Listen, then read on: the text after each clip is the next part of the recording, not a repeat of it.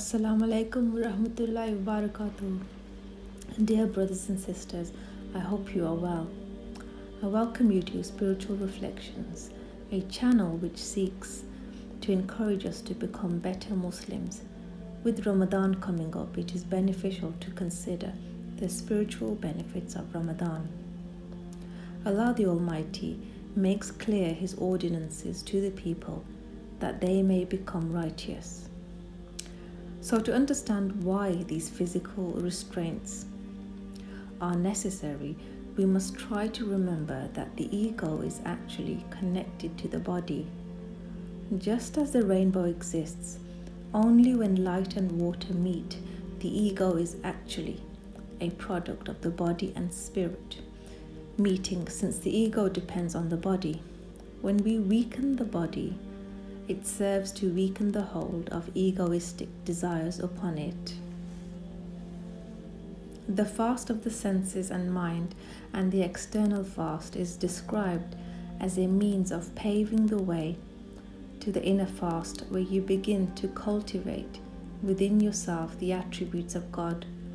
The Prophet Muhammad, peace be upon him, urges us to reach past the minimum requirement of fasting when he says many people who fast get nothing from their fast except for hunger and thirst. So just as we empty our stomachs of food, we are also called to empty all of our senses from everything that does not bring us closer to Allah the Almighty. So from this we understand that our senses are our connections to the world. So therefore, what we see, hear, speak, touch, and where we go actually determines how we think, believe, and how we act. Some scholars have described the human body as a country. It sounds very interesting, but they have described the human body as a country. So then they say that the heart is the capital, surrounded by 7 gates of the stomach: the eyes, the ears, mouth, feet, genitals. And since the heart is the seat of God consciousness, that believers' work is to protect these 7 entrances by filtering, tuning into, and allowing to enter only that which aligns the heart to Allah the Almighty. So in order for our hearts to be changed, we have to change what we feed it through the doors of these senses from the world around us.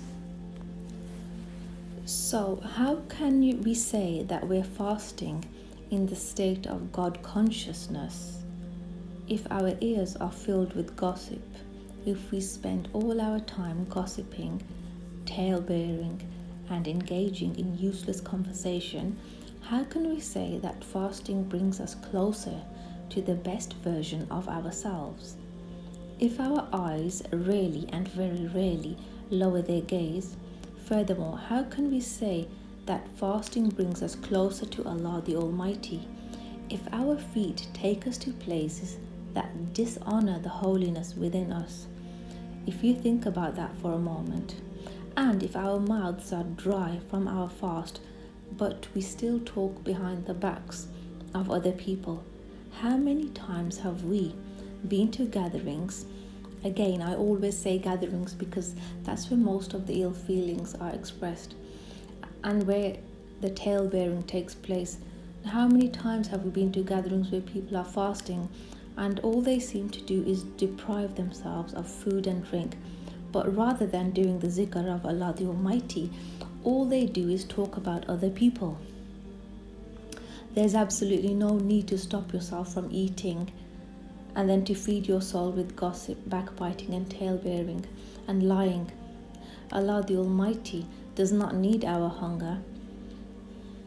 So therefore it is best to use the month of Ramadan for our spiritual benefit.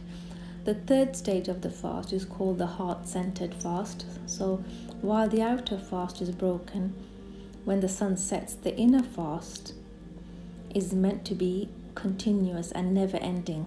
So this state of fasting mirrors the Prophet Muhammad, peace be upon him, saying, "My eyes sleep, but my heart remains awake."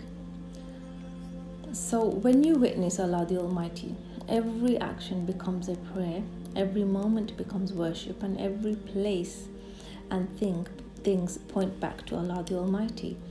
So a heart-centered fast should enter us into a state of humility, which should then remind us exactly how quickly our bodies weaken. You will have noticed that in a few short hours of fasting, how quickly our bodies slow down and how our energy levels begin to drop. Hopefully our fasts should open our eyes to the reality that billions in this world are in a state of perpetual hunger, having very little hope of a meal when the sun sets. I believe that it is correct to say that if fasting makes someone more close-minded and judgmental, they're not really fasting for Allah, but they are only doing so for the joy of their own ego.